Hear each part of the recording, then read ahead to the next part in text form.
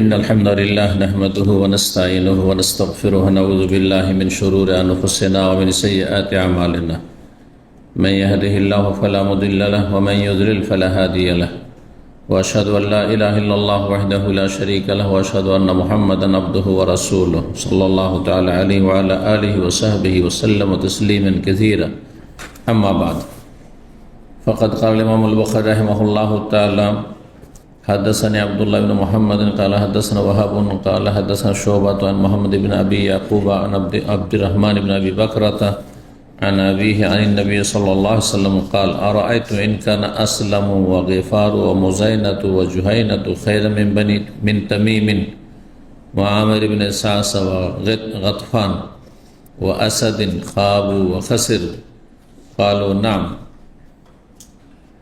فقال والذي نفسي بيده إنهم خير منهم।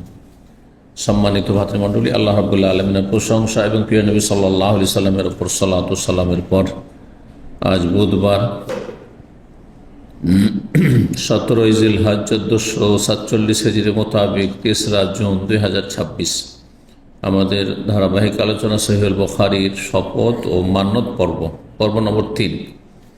ইমাম বুখারীর এই পর্বের অধ্যায় নম্বর 3 আমরা কিছু হাদিস সেখান থেকে গতকালকে আলোচনা করেছিলাম, যার বিষয়বস্তু ছিল অধ্যায়ের কাইফা কানাত ইয়ামিনুন নবী সাল্লাল্লাহু আলাইহি ওয়াসাল্লাম, নবী সাল্লাল্লাহু আলাইহি ওয়াসাল্লামের শপথগুলি কি ধরনের ছিল, কিভাবে নবী সাল্লাল্লাহু আলাইহি ওয়াসাল্লাম আল্লাহর কসম করতেন।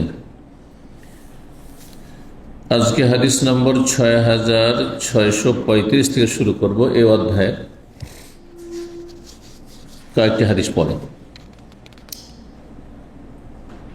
হাদিসের বর্ণনাকারী সাহাবী হচ্ছেন আবু বকরা রাদিয়াল্লাহু তাআলা আনহু, তার ছেলে আব্দুর রহমান, তার পিতা আবু বকরা রাদিয়াল্লাহু তাআলা আনহু।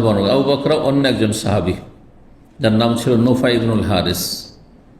ইনি আবু বকর সিদ্দিক না, আবু বকর ভিন্ন আর আবু বকরা অন্য একজন সাহাবীর নাম। তো তিনি নবী সাল্লাল্লাহু আলাইহি ওয়াসাল্লাম থেকে বর্ণনা করছেন, বলছেন যে নবী সাল্লাল্লাহু আলাইহি ওয়াসাল্লাম বলেছেন আর আয়তুম, একবার নবী সাল্লাল্লাহু আলাইহি ওয়াসাল্লাম বললেন কিছু গোত্র বংশ সম্পর্কে। আরবদের অনেক গোত্র বংশ রয়েছে, আর বংশ পরিচয়টি আরবদের মাঝে অত্যন্ত গুরুত্ব রাখে। আমাদের কাছে এমন গুরুত্ব নেই আসলে, এটা একটা ভুল আমাদের অনারবদের, যে অনেকে নিজের দাদার পরে আর নামই জানেন না যে দাদার বাপের নাম কি। নিজের বংশের কাছের লোক ছাড়া একটু দূরের লোকে চেনেন না। আপনার দাদারা কয় ভাই, বা দাদার বাপ, দাদার দাদা, ওদের বংশধর কোথায় আছে কোনো খবরই নেই, চেনেন না। থাকলেও অনেকেই গুরুত্বই দেন না, অথচ এটি অত্যন্ত গুরুত্ব রাখে। রক্তের সম্পর্ক, এটা সিলাতুল আরহাম, একটা গুরুত্বপূর্ণ নেকির কাজ। আত্মীয়তার সুসম্পর্ক বহাল রাখা, এবং তাদের বিশেষ হক রয়েছে অন্যদের তুলনায়। সবচেয়ে বেশি হক হচ্ছে মুমিন মুসলিম ভাইয়ের, আর তারপরে আত্মীয়তার হক রয়েছে। তারপরে যদি প্রতিবেশী হয় তো আরও বেশি হক রয়েছে। অমুসলিম কাফেরও যদি হয়, ধর্মীয় মুসলিম মুসলমান হয়েছে, আর তো গোটা বংশ তার কাফের অমুসলিম হয়ে রয়েছে, তো তাদের ইসলামের হক নেই, মুসলিম না, তারা অমুসলিম। হ্যাঁ, কিন্তু আত্মীয়তার হক রয়েছে, আত্মীয়তার হক রয়েছে। সুতরাং একজন যদি আপনার আত্মীয় হয়, মুসলিম হয় আর প্রতিবেশী হয়, তাহলে 3 গুণ হক রয়েছে, 3 গুণ অধিকার রয়েছে। তো এই বিষয়গুলি আমাদেরকে লক্ষ্য রাখতে হবে। এই জন্য বংশ পরিচয়কে মনে রাখা এবং ছেলে মেয়েদেরকে জানিয়ে দেওয়া যে এরা আমাদের বংশের, এটা একটি বড় নেকির কাজ, সওয়াবের কাজ। নবী সাল্লাল্লাহু আলাইহি সাল্লাম কিছু আরব বংশ সম্পর্কে বললেন। আরব বংশ, অনেক বংশ আরবদের ছিল, এখনো আছে, কিন্তু সবগুলি একই রকম মর্যাদার না। ইসলামে কিছু বংশের মর্যাদা বেশি, যেমন সবচেয়ে শ্রেষ্ঠ বংশ জাহিলিয়াতের যুগে আর ইসলামের ইতিহাসেও বা ইসলাম আসার পরেও কুরাইশ বংশ। কুরাইশ বংশ হচ্ছে সবচেয়ে শ্রেষ্ঠ বংশ আরবদের। অন্যান্য বংশদের মর্যাদা নির্ধারিত হয়েছে কিসের ভিত্তিতে? ইসলামের দিকে এগিয়ে আসার ভিত্তিতে। যারা যত বেশি আগে ভাগে ইসলাম গ্রহণ করেছে তারা সম্মানিত বেশি, তারা মর্যাদাবান। আর যারা যত বেশি শত্রুতা করেছে, ইসলামের বিরোধিতা করেছে, নবীর বিরোধিতা করেছে, তাদের মর্যাদা কমে গেছে। এই নয় যে কোনো বিশেষ অন্য কোনো জাতীয়তার ভিত্তিতে, রং বর্ণের ভিত্তিতে বেশি সম্মান বা কম সম্মান। জি, তো নবী সাল্লাল্লাহু আলাইহি ওয়াসাল্লাম বলছেন, আরায়তুম, আচ্ছা তোমরা বলো তো, ইনকান আসলামু ওয়া গিফারু ওয়া মুজাইনাতু ওয়া জুহাইনাতু খায়রাম মিন তামিম ওয়া আমির বিন সাসা ওয়া গাতফান ওয়া আসাদ। আচ্ছা তোমরা বলো, যদি আসলাম বংশ, আসলাম আবু বারজা আল আসলামী,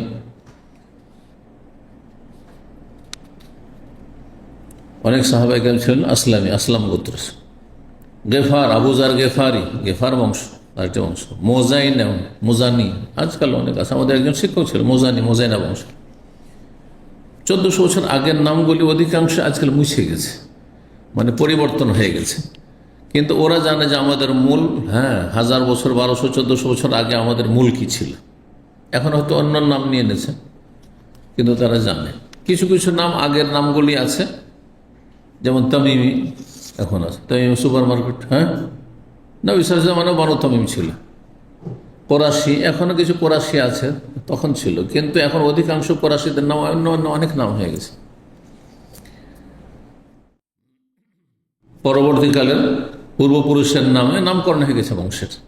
আগের যে প্রাচীন পূর্বপুরুষ, তার নাম তখন ঢাকা পড়ে গেছে, এরকমটা হয়েছে। কারণ এটা, কিন্তু ওরা জানে যে এতগুলি শাখা প্রশাখা বিভিন্ন নাম হয়েছে, এগুলোর মূল ওই আগের জামানায় কোন বংশের সাথে আমরা সম্পৃক্ত। তো আসলাম গোত্র বা আসলাম বংশ, আর গেফার বংশ, মোজাইনা বংশ, আর জোহাইনা বংশ। জোহানি কাবার ইমাম একজন, জোহানি জানেন তো, তাই না? আব্দুল্লাহ আওয়াদ আল জোহানি। জি, আমাদের অনেক ওস্তাদ ছিলেন যারা জোহানি বংশের, জোহাইনা বংশের। এই বংশগুলি মদিনার চারপাশে বসবাস করত, মদিনার ভিতরে নয়, মদিনার বাইরে ওই যুগে বসবাস করত। এই বংশগুলি আগে ভাগে ইসলাম গ্রহণ করেছিল। নবী সাল্লাল্লাহু আলাইহি ওয়াসাল্লাম হিজরত করে আসলে ইসলাম গ্রহণ করেছে তারা, মদিনা আসতেই। আচ্ছা বলো তো, এই বংশগুলি কয়টি বংশের নাম বলেন? আসলাম, গেফার, মোজাইনা, জোহাইনা, 4টি বংশ। এই বংশগুলি যদি শ্রেষ্ঠ হয়, খায়রান, শ্রেষ্ঠ হয় তামিম বংশের চাইতে, আমের বিন সাস, আমের বংশ, অনেক আমেরই আজকাল আছে, তামিমি, এই যে তামিম থেকে। গাতফান বংশ থেকে, প্রাচীন যুগে গাতফান খুব প্রভাবশালী এবং দুর্দান্ত বংশ ছিল, বিশাল বড় বংশ ছিল। এরা অন্যান্য বংশগুলো ভয় পেত। একসময় আমাদের দেশের গ্রামাঞ্চলে যার যত লাঠির জোর, সে তত বেশি শক্তিশালী। পয়সা দিয়েও কাজ হতো না, বড় বড় ধনীরা ফেলে ওদের কাছে। বংশ, বড় বংশের এত লাঠি বেরোবে একটা ডাকে। গ্রামাঞ্চলে মারামারিগুলো একসময় ছিল জাহিল মূর্খ সমাজে, অশিক্ষিতই ছিল, অসভ্যও ছিল। যারা দুনিয়াতে চলে গেছে, আল্লাহ ওদের মাফ করুক, আর যারা আছে ওদেরকে হেদায়েত করুক। গোত্রের লড়াই আজকাল, বংশীয় লড়াই আজকাল আছে, গ্রামাঞ্চলে অনেক আছে। যদি এই বংশগুলি শ্রেষ্ঠ হয় তামিম বংশের চাইতে, আমের বিন সাসা বংশের চাইতে, গাতফান বংশের চাইতে, আর আসাদ বংশ থেকে, আসাদ বংশ আসাদি, এই বংশগুলির চাইতে। কারণ এই বংশগুলি একটু বিলম্বে ইসলাম গ্রহণ করেছে, এরা শত্রুতা করেছে অনেক। গাতফান বংশ তো সবচাইতে বেশি বিরোধিতা করেছিল এবং সবচাইতে বড় সেনা দল ছিল খন্দকের যুদ্ধে। এই গাতফান বংশ থেকে ইসলামের বিরুদ্ধে মদিনার অবরোধ করেছিল তারা। তারপরে তারা শেষ জামাতে ইসলাম গ্রহণ করেছে। তো স্বাভাবিক, ইসলাম গ্রহণ করতে লেট হয়েছে, তখন তাদের মর্যাদা নিচে ডাউন হয়েছে, নিচে নেমেছে। কিন্তু পরে তারা ইসলাম গ্রহণ করেছে। মক্কা বিজয়ের পরে ধীরে ধীরে দেখলো যে উপায় নেই, ওই সোজা মনে ইসলাম গ্রহণ করেছে, আর না হইলে উপায় নাস্তিক হয়ে ইসলাম গ্রহণ করেছে। আর উপায় নেই, সোজা হইতে হবে। মক্কার কাফের যারা ছিল কুরাইশ, অধিকাংশগুলো আগে ভাগে ইসলাম গ্রহণ করেছে, কিন্তু কিছু ছিল কট্টর গোঁড়া, তারা ইসলাম গ্রহণ করেছে একবারে শেষ মুহূর্তে, মক্কা বিজয়ের সময়। আর উপায় নেই, মূল উপায় নেই, বাঁচতে হইলে এখন ইসলাম গ্রহণ করতে। তারপরে তাদের আস্তে আস্তে ইসলামটা অন্তরে বসেছে। অনেকের প্রথমখানে ইসলাম বসেনি অন্তরে, হয়তো এই জন্য আল্লাহ এক শ্রেণীর লোক সম্পর্কে কোরআনে বলেছেন, বিশেষ করে বেদুইনরা, যারা অশিক্ষিত যাযাবর, তারা এসে প্রথমখানে দাবি করতো আমান না, আমরা ইমান নিয়ে এসেছি। আলাতুল আরব আমান কুল্লাম তুমিনু, এখন ইমানদার হইতে পারো না। ওয়ালাকিন কুলু আসলাম না, আমরা ইসলাম নিয়ে এসেছি, মানে আত্মসমর্পণ করেছি। ইসলাম আত্মসমর্পণ। বাহ্যিক নামাজ রোজা হজ জাকাত করছেন, এটার নাম হচ্ছে ইসলাম, কিন্তু ভিতরে ইসলাম কতটা আছে, ইসলামের জোর আছে, এটা হচ্ছে ইমান। তুমি এখন ইমানদার হইতে পারো নি, হ্যাঁ সত্যিকার অর্থে। ওয়ালাকিন বলো যে আসলাম না, আত্মসমর্পণ করেছি, হ্যাঁ কলেমা পড়েছি। ইমান ফি কুলুবিকুম, এখনো তোমাদের অন্তরে ইমান ওইভাবে প্রবেশ করেনি।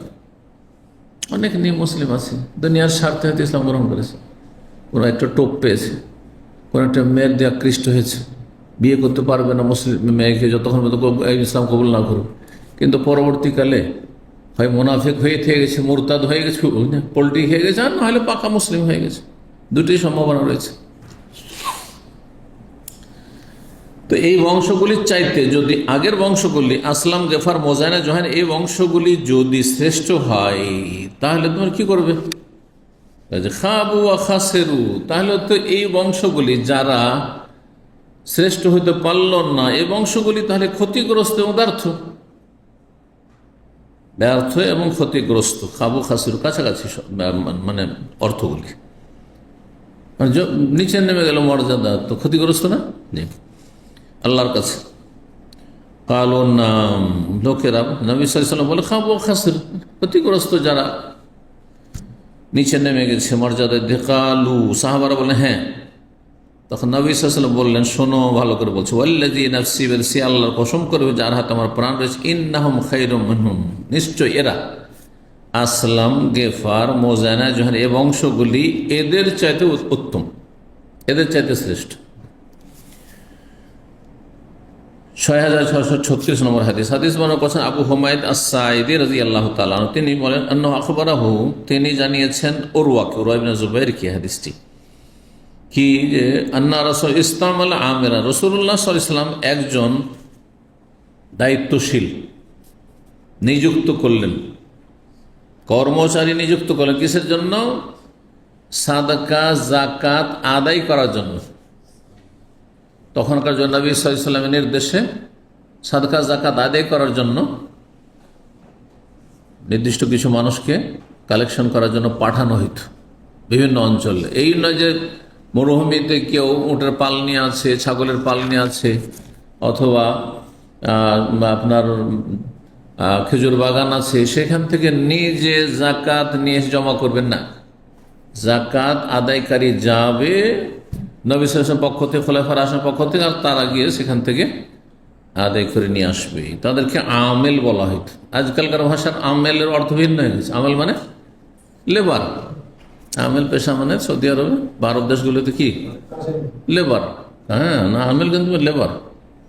হ্যাঁ, আজকাল আর শুধু আমেল করছেন না, একটা নির্দিষ্ট করতে হয়। একসময় ছিল ওপেন আমেল, যে কোনো কাজ করতে পারেন। এই পেশাটা একসময় খুব গুরুত্বপূর্ণ ছিল, যদিও নিম্নমানের বিষয় ছিল, খুব উচ্চমান, কিন্তু সব কাজই করা যেত। আমেল অফিসিয়াল আমেলও হইতে পারেন, আবার রাস্তাঘাটের আমেল হইতে পারেন, ছিল। কিন্তু কিছু কয়েক বছর থেকে আইন হয়েছেন না, আপনি কিসের আমেল নির্দিষ্ট করতে হবে। দোকানপাটের লোডিং আনলোডিংয়ের, হ্যাঁ আমেল, তাহমিল, তানজিল, কুলির, এইভাবে আমেল কি কাজের এটা বলতে হবে, নির্দিষ্ট করতে হয়ে গেছে। তো কিন্তু তখনকার যুগে আমেল বলা হয়তো বিশেষ একটি পরিভাষা, কাকে? কর্মচারীকে বলা হয়তো বাইতুল মাল আদায় করার জন্য। ফাজা আল আমেলো হিনা ফারগামিন আমালিহি, সুতরাং এই কর্মচারী আসলো তার কাজ সমাপ্ত করে এসে বলি, ইয়া রাসূলুল্লাহ, আদায় করে নিয়ে এসছে কালেকশন। আজকাল মাদ্রাসা মসজিদের কালেকশনে কিন্তু ইন্ডিয়া, বাংলাদেশ, পাকিস্তানে যায় মানুষ, যায় না? আর এরা যে ৯-৬ করে, অধিকাংশ আল্লাহ হেদায়েত করুক। প্রথম কথা, মাদ্রাসা হলো এই ক্ষেত্রে খেয়ানত করে, জানেন কি? যে মাদ্রাসার সাথে আমরা যেহেতু জড়িত ছিলাম, 50-50, তুমি যা আদায় করো অর্ধেক তোমার, অর্ধেক মাদ্রাসার। বলেন এসব অনেক জায়গায় বলে যে না, তোমারই 10 আনা, শুধু 6 আনা মাদ্রাসা দিকে, আরো কম। আস্তাগফিরুল্লাহ। 60%, 70% তোমার যেহেতু মেহনত বেশি, আর মাদ্রাসায় হচ্ছে এই মাত্র 30%। আচ্ছা বলেন, আমি এই এই বিষয়গুলি তখন দেখতাম, আমার বড় আপত্তি লাগতো। আমরা ছাত্র জীবনে মাদ্রাসা আতে এই অবস্থাগুলি দেখতাম, কালেকশন যারা আদায়কারী ছিল, আদায়কারী বলা হতো এইভাবে করতো। অনেক সময় মৌলবী সাহেবেরা, গরিব মৌলবী সাহেবেরা এই কাজ করতো। অনেকে বাধ্য করা হয়তো, চাকরি টিকাইলে আপনাকে আদায় করে দিতে মাদ্রাসা শর্ত। এই যে এত টাকা যিনি দান করবেন, আমি বলি এভাবে, আচ্ছা আমি যদি জানতে পারি যে আমি 100 রিয়াল দেব, দান করব, 70 টাকা যার মাধ্যমে পাঠাইলে আমি মাদ্রাসা অথবা ইসলামিক সেন্টার তার পকেটে ঢুকে যাবে, 30 টাকা শুধু ইসলামিক সেন্টারে জমা হবে, আমি দান করব? কখনো দেব না। পারলে নিজে দিয়ে আসবো, 100-তে 100 টাকায় যেন ইসলামিক সেন্টার পাই, মসজিদ পাই, মাদ্রাসা পাই। কথা ঠিক না? জানি না এখন এই অবস্থা আছে কিনা, আল্লাহ আলাম। যারা এখন মাদ্রাসা চালাচ্ছেন তারা যদি দায়িত্বশীল এমন কাজ করেন, অথবা যারা এখন এই কাজ করছেন, তারা এই রুজি স্বচ্ছ না, এই রুজি হারামের কাছাকাছি। যদি ফতোয়া দিলাম না হালাল না হারাম, কারণ এটা তাহলে আর কি করতে হবে? বেতন আপনার কতটা যোগ্যতা রয়েছে, বেতন নেন। আমি 1 সপ্তাহ কাজ করব, মাসিক বেতন হওয়া জরুরি না। এখনো আমেরিকাতে সাপ্তাহিক বেতন হয়, সাপ্তাহিক বেতন হয়। আমাদের দেশে যারা দিন মজুর করে দৈনিক বেতন হয়, তাই না? রাজমিস্ত্রির কাজ দৈনিক না, দিন এত, দিন মজুর ওইভাবে করে দেন যে কয়দিন আমি কাজ করবো এত টাকা করে পাবো, এত টাকা পাবে না।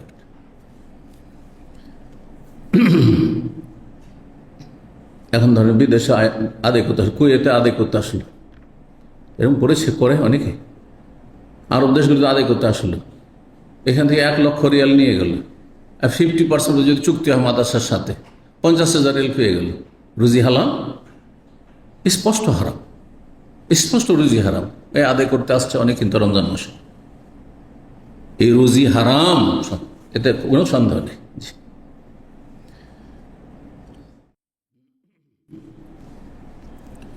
এই লোক আসলো, আসার পরে এই কি করলো, ওকে কিছু হাদিয়া বকশিস দিয়েছে। এই যে হাদিয়া বকশিস না, অথচ আপনি সরকারি কর্মচারী, সরকার আপনাকে বেতন দিয়ে রেখেছে, এই হাদিয়া উপঢৌকন জায়েজ নয়। অফিসাররা যে অফিসে জব করে, ওকে বেতন দিয়ে সরকার রাখছে। আর কেউ গেল, হ্যাঁ, নিজের কাজ গরজ আদায় করার জন্য, আর কাজটা করে দিল, তখন তাকে 500 টাকা বকশিস দিল, অথবা একটা দামি ঘড়ি দিয়ে দিল, একটা মোবাইল আইফোন দিয়ে দিল, মনে করে যে এটা আমাকে গিফট দিয়েছে। না, হারাম এটা, জায়েজ নয়। এই মসলা অনেকেই জানে না, কারণ আপনাকে এখানে বেতন দিয়ে রাখা হয়েছে আপনাকে গিফট নেওয়ার জন্য। আপনি বাড়িতে বসেন, আর তারপরে কেউ গিফট দিলে ঠিক আছে, জায়েজ আছে, বুঝছেন না? আপনার সাথে অন্য খাতির আছে, সেই জন্য গিফট দিচ্ছে, তাহলে জায়েজ রয়েছে। আপনি বাড়িতে থাকলেও সেটা গিফট আসবে, আর আপনি অফিসে জব করলেও আসবে, রিটায়ার হইলেও আসবে, এখনও আসবে, তাহলে ঠিক আছে। কিন্তু আপনি কাজ করছেন এখানে, সেই জন্য আপনাকে দিচ্ছি, বিশেষ একটা স্বার্থ নিয়ে দিচ্ছে, সুতরাং এটি হারাম। এটি ইবনুল লুতবিয়া, এই লোকের নাম ছিল না, হাদিস চলে এসছে, ইবনুল লুতবিয়া। এসে বলল, ইয়া রাসূল, আল্লাহ রসুল, হাযা লাকুম, এটি বাইতুল মালের, এই যে যাকাত সাদকা আদায় করে নিয়ে এসেছি, এটা আপনাদের, মানে সরকারি ফান্ড, এটি হ্যাঁ রাজস্ব সম্পদ। ওয়াহাদা উহদিয়ালি, আর এটি আমাকে উপঢৌকন দেওয়া হয়েছে। ফাকাল লাহু, নবী সাল্লাল্লাহু আলাইহি ওয়াসাল্লাম তখন বললেন ওকে, আফালা কা'আতা ফি বাইতি আবিকা ওয়া উম্মিকা, তাহলে তুমি তোমার বাবার বাড়িতে, মায়ের বাড়িতে বসে থাকতে, কেন বসে থাকোনি তুমি? আমাদের কাজে কেন গিয়েছো? হ্যাঁ, সরকারি কাজে কেন গিয়েছো? ফানাজার, তারপরে তুমি দেখতে, লক্ষ্য করে, আইয়ুহদালাকা আমলা, তোমাকে কি উপঢৌকন দিচ্ছে না দিচ্ছে না? বুঝতে পারছেন না? জি, আপনি চাকরি করিয়েন না, আর তারপরে দেখেন আপনার বাড়িতে বকশিস পৌঁছেছে কিনা, যদি পৌঁছে তো জায়েজ। আর চাকরির ভিত্তিতে, এই জন্য ছাত্র যদি মাস্টার সাহেবকে, শিক্ষককে, অথবা হেডমাস্টারকে, হ্যাঁ প্রতিষ্ঠানে দায়িত্বশীলকে যদি উপঢৌকন দেয়, এটা নেওয়া যায় না। কারণ এখানে ছাত্র উদ্দেশ্য আছে, আমার ক্ষেত্রে তার অন্তরে যেন একটা কি থাকে, দুর্বলতা থাকে, নম্রতা থাকে। পরীক্ষার খাতা যখনই চেক করবে, তখন দেখবে যে এই ছেলেটা আমাকে একটা গিফট দিয়েছে আর এরা দেয়নি, তো তখন অজান্তে অনেক সময় দুর্বল হয়ে পড়ত, তার ক্ষেত্রে ফেল করে দিচ্ছিল, খুব কষ্ট লাগে ফেল করে, দেখ পাস করিয়ে দিই 5-10 নম্বর দিয়ে। বুঝতে পেরেছেন? জি, কাজ আপনার সহজে করে দিত না, সিরিয়ালি কাজ করতো। দেন নিচে থেকে অনেক পরে সিরিয়াল আগে উঠে আপনার কাজটা আগে সেরিয়ে দিল। কি জন্য? আপনি গিফট দিয়েছেন সেজন্য। রুজি হারাম।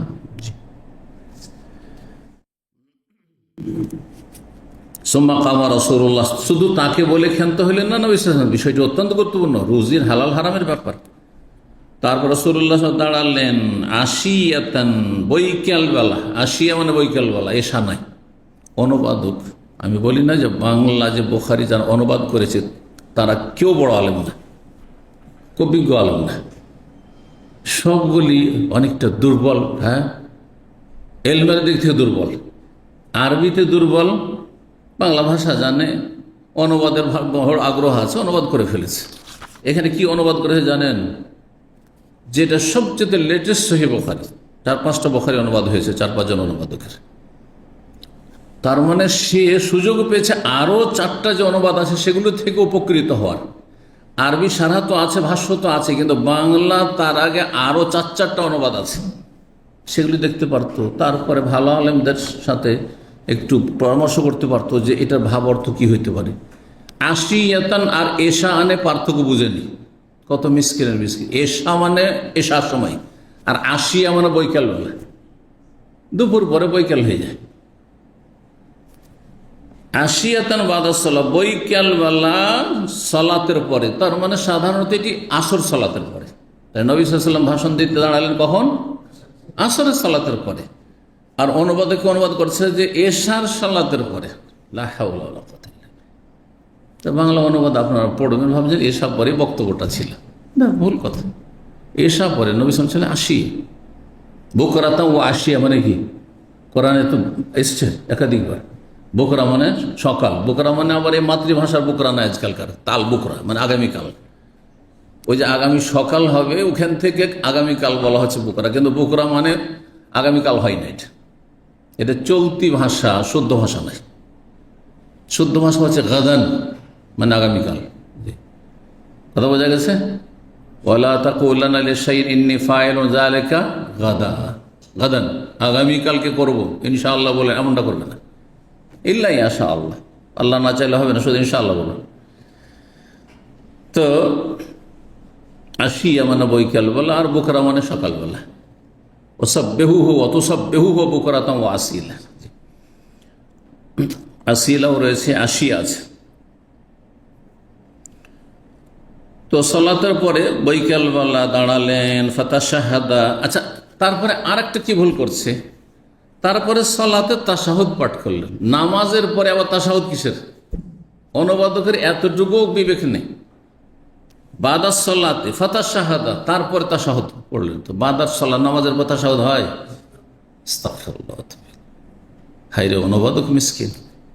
অথচ একজন ভালো আলেম, মাদানী ডক্টর, তিনি এটি নিয়ে আমি ফেসবুকে দেখেছি অনেক আগে, প্রায় 3-4 বছর আগে, যখন নতুন অনুবাদ হইল, তার কাছ থেকে মন্তব্য চাইল এই অনুবাদকরা।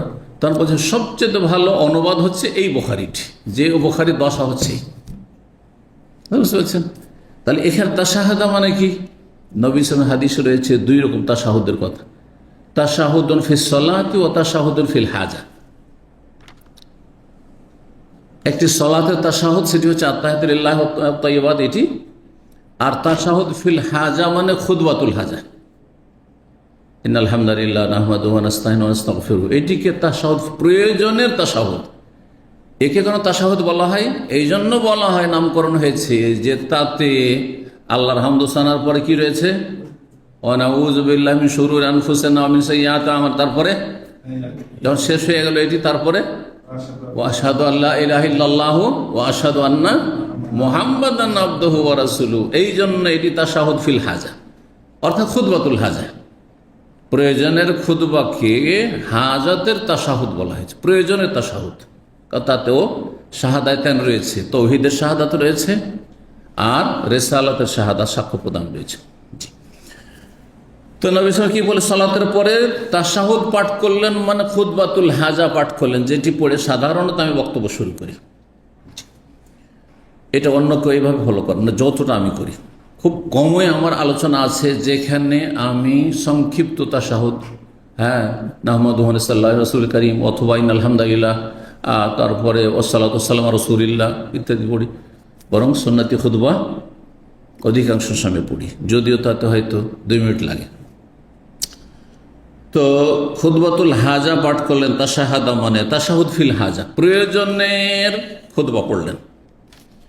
ওয়াসনা আল্লাহ বিমা হুয়া আহলুহু, এবং আল্লাহ রাব্বুল আলামিনের যথাযোগ্য গুণগান পেশ করলেন। তাতে আল্লাহর গুণগান রয়েছে, ইন্নাল হামদালিল্লাহ নাহমাদুহু ওয়া নাস্তাঈনুহু ওয়া নাস্তাগফিরুহু ওয়া নাউযু বিল্লাহি মিন শুরুরি আনফুসিনা। জি। সুম্মা কাল, তারপরে বললেন, আম্মা বাদু, অতঃপর। জি, অতঃপর লেখা সুন্নাত। সহিহ বুখারীতে একটি অধ্যায় রয়েছে অতঃপর বলা। আপনি চিঠি লিখছেন কাউকে সালাম দেওয়ার পর অতঃপর, অথবা আপনি বক্তব্য শুরু করছেন অতঃপর, জি, কোনো কিছু লিখছেন, আপনি ভূমিকা লিখলেন, তারপর তখন আপনি অতঃপর আম্মা বাদু। ফামা বালুল আমিল, কর্মচারীর কি হয়েছে, নাস্তামেলহু, যাকে আমি কাজে নিয়োজিত করি, ফায়াতিনা, তারপরে আমার কাছে এসে বলে, ফায়াকুল হাযা মিন আমালিকুম, এটি হচ্ছে সরকারি রাজস্ব, এটি হচ্ছে আমালিকুম মানে এটি হচ্ছে আপনাদের সরকারি রাজস্ব। ওয়াহাযা উহদিয়া লি, আর এটা হচ্ছে আমার জন্য কি উপঢৌকন, আমাকে হাদিয়া দেওয়া হয়েছে। তারপরে নবী সাল্লাল্লাহু আলাইহি ওয়াসাল্লাম খুতবা, বক্তব্যে, খুতবা মানে তাহলে জুমার খুতবা নয়, বরং যে ভাষা জনগণ বুঝে, খুতবা মানে এটি জুমার হোক আর ঈদের হোক, যেই ভাষা ওখানকার মানুষ বুঝে সেই ভাষাই খুতবা বা ভাষণ হইতে হবে। খুতবা মানে ভাষণ, সেটা জুমার হইলেও আর ঈদের হইলেও আরবিতেই খুতবা হইতে হবে। এটা অবুঝ মোল্লারা ফতোয়া দিয়েছে, বুঝলেই ফতোয়া দিত না তারা। জি। আর জাতিকে মূর্খ রেখেছে। জুম্মা রাষ্ট্রপতি প্রধানমন্ত্রী পড়তে বাধ্য মুসলিম হইলে, তাদেরকে দিনের জ্ঞান থেকে বঞ্চিত রেখেছে বেদাতীদের ফতোয়া। নাহলে প্রতি বছরে 52টি সপ্তাহ 52টি বিষয় সম্পর্কে জানতে পারত এই নেতা মাথারা, দায়িত্বশীলরা। কিন্তু তারা মন্ত্র পাঠ শুনে চলে যায়, কিছুই জানে না ইসলাম সম্পর্কে। যারা ইসলাম সম্পর্কে কিছুই জানার সুযোগ পেল না, বাল্য জীবনও শিখেনি, দুনিয়ার পড়া পড়েছে, আর তারপরে জুমা মসজিদে গেলেও কিছু শেখার সুযোগ পায় না, আর এই মাহফিলে আর দার্সে আসার জন্য তাদের সময়ও নেই, আর তাদের ওইসব তার চেয়ে বড় কাজ তাদের কাছে আছে। সুতরাং তারা তো দিন থেকে বঞ্চিত থেকে গেল, দিনের জ্ঞান থেকে বঞ্চিত থেকে গেল, যার ফলে মুসলিম দেশে কোনো শান্তি নেই। নেতৃত্বই যদি দিন সম্পর্কে জ্ঞান না রাখে, তো সেখানে কতটা আর কি কল্যাণের আশা রাখবে। জি। তারপরে নবী বললেন, আফালা কাদাফি বাইতে আবিহি, সে কেন তার বাবা মায়ের বাড়িতে বসে থাকেনি, নিজের ঘরে বসে থাকতো। ফানাজারা, তারপরে সে দেখতো, হাল ইউহুদা লাহু আমলা, তাকে কি উপঢৌকন দিচ্ছে কি দিচ্ছে না। ফাওয়াল্লাযী নাফসু মুহাম্মাদিন বিয়াদিহি, সে আল্লাহ শপথ করে বলছে যার হাতে মুহাম্মদ সাল্লাল্লাহু আলাইহি ওয়াসাল্লাম প্রাণ রয়েছে, লা ইয়াগুল্লু আহাদুকুম মিনহা শাইআন, এই সাদকা যাকাতের সম্পদ থেকে, বাইতুল মাল থেকে যে কেউ খেয়ানত করবে,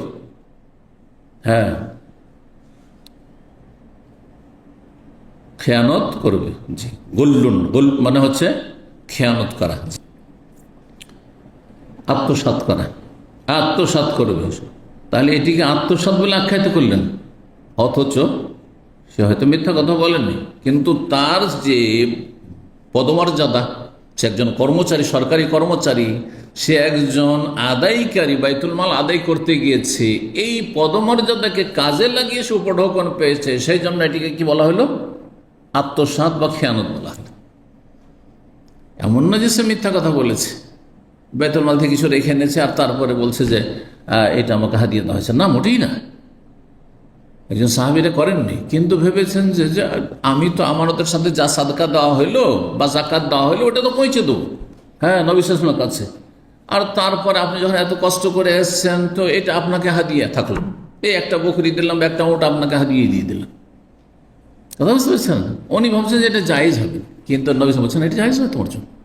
তুমি বাড়িতে বসে থাকলে কেউ দিত না, তুমি কাজে গেছো, আমাদের কাজে গেছো, সুতরাং সেটাও জমা করতে হবে।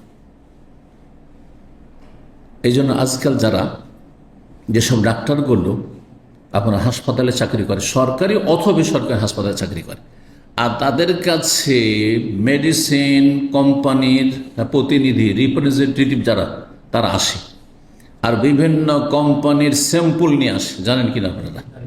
যে স্যাম্পল নিয়ে আসে, আর ভালো ভালো ওষুধ তারা পায়, পর্যাপ্ত পরিমাণে ওষুধ পায়, তাদের গোটা সংসার গোষ্ঠী পোষা যাবে সব ওষুধে। কথা বুঝতে পেরেছেন? অনেক কিছু পায় তারা, মাঝে মাঝে বেশ কিছু গিফটও পায়, অন্য অন্য গিফটও পায়, জি, যন্ত্রপাতি ইত্যাদি সবও পায়। তারা অনেক সব ফতোয়া জিজ্ঞেস করে, মনে করে যে নামাজ হালাল, নামটি হালাল নেই। তাদের কি করতে হবে? যে প্রতিষ্ঠানের বেতনভুক্ত সে প্রতিষ্ঠানের দায়িত্বের সাথে জমা করে দিতে হবে, যেটা আপনাদের। কারণ আমি এখানে চাকরিতে না বসতাম তো আমার কাছে এই কোম্পানিগুলোর মেডিসিন কোম্পানির প্রতিনিধি আসতো না, বুঝছেন না? আর সেখানে যদি আবার ভালো কোম্পানি ভালো কোয়ালিটির ওষুধ থাকা সত্ত্বেও যদি ওই যে কিছু বকশিস হাদিয়া পেলো পারসা, সেই জন্য প্রেসক্রিপশন সেই আপনার ভুসি ওষুধগুলো, নিম্নমানের ওষুধগুলি সে কি করলো, প্রেসক্রিপশনে লিখলো, তাহলে খেয়ানত করলো, হারাম কাজ করলো, আর একটা হারাম কাজ করলো। এটা করে, অনেক ডাক্তারই করে, হারাম কাজ করলো, জায়েজ নাই। কখন জায়েজ হবে? তার হাদিয়া না, নিজের হাসপাতাল, নিজে হাসপাতালের মালিক, আর তার কাছে আসছে কোম্পানি মেডিসিন কোম্পানি প্রতিনিধি, আর তারপরে হাদিয়া দিচ্ছে, জায়েজ আছে, নিতে পারে সে।